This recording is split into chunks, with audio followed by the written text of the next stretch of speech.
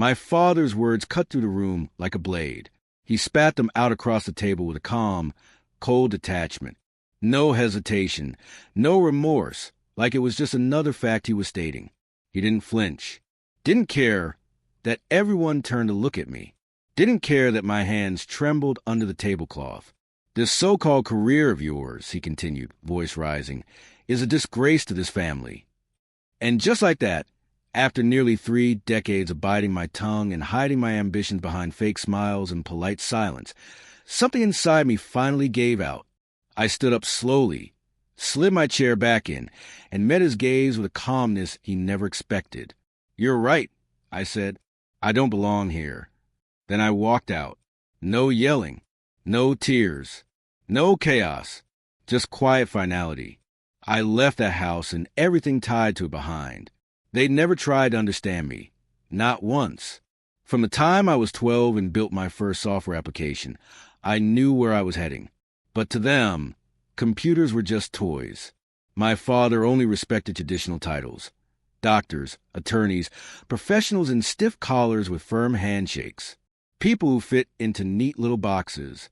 Not a guy like me, who wore hoodies to meetings, who dealt in code, who made more money building platforms than most made in their lifetimes.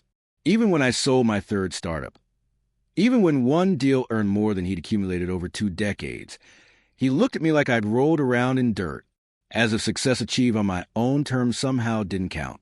Still, I showed up for birthdays, for holidays, for every family dinner.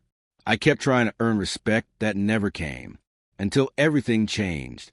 My sister, Anna, was diagnosed, stage 4 liver cancer.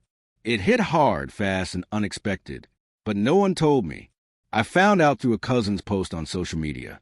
By the time I arrived uninvited, the air was already heavy with judgment. My mother offered a stiff nod.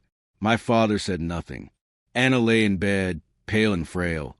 But when she saw me, her lips lifted slightly. We hadn't talked in years, not because of hatred, but because our father had made sure I stayed on the fringe of everything. Still, she reached out. I sat beside her, held her hand, promised I'd help in any way I could. She cried, and I meant every word I said. Then came the so-called family meeting. 6 weeks later, same dining room, same frozen atmosphere. They laid out Anna's treatment plan like it was a pitch deck. Clinical trials overseas, private flights, accommodations.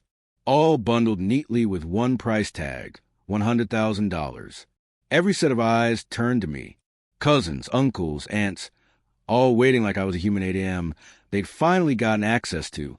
My father leaned back in his chair and said flatly, "You owe her at least this much." I didn't lash out. I didn't debate. I just said, "Let me think about it." That's when he snapped. Called me disgusting. Called me a mistake. Accused me of dragging the family name through filth. So I left again. But this time, I didn't just walk away. I started digging. Something about the numbers didn't sit right with me. That treatment plan couldn't possibly cost that much. I made some calls. Quiet ones. A friend who worked in healthcare finance. A contact at the hospital. I even reached out directly to the doctor managing the clinical trial. That's when I found it. The invoice they'd sent to my father had a line item that wasn't medical. A $60,000 consulting fee, wired to a different account, one belonging to Brian, my cousin, the same Brian who always seemed broke, always between jobs, always borrowing, just until next week. It was a setup, a scam. They were using Anna's illness to manipulate me, playing on guilt, emotion, and family duty to try and drain me. But I didn't explode. I saw things clearly. For the first time in years, I wasn't angry. I was focused. I called Anna privately, told her I would pay for everything, every dollar. But the money would go straight to the hospital.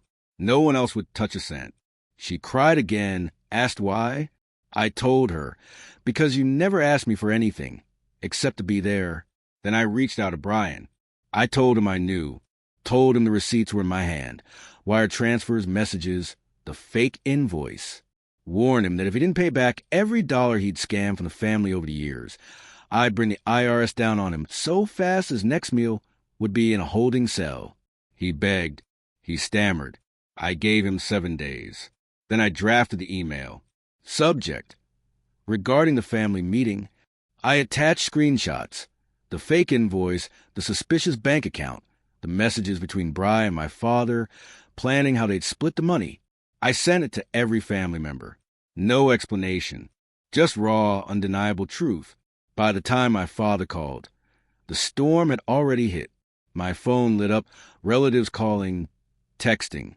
Some were stunned. Some offered apologies. Some pretended they had no idea. I let him speak. Let him try to explain.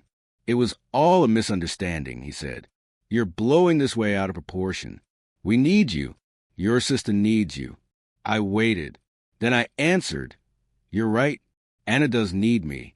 That's why I'm already taking care of her. But you? You needed money. And you call me disgusting. So go find your pride. Let it pay your bills. Then I ended the call. Weeks passed. Anna began to recover. She texts me every day now. We joke about old movies. She's getting stronger. And my father? Word got out. The same people he always tried to impress. His investor friends, the church, the neighborhood board. They all saw the truth. Turns out, nothing shatters a man's reputation like being unmasked by the very son he spent a lifetime trying to silence. I never raised my voice. Never caused a scene. I didn't need to. Truth spoke louder than rage ever could.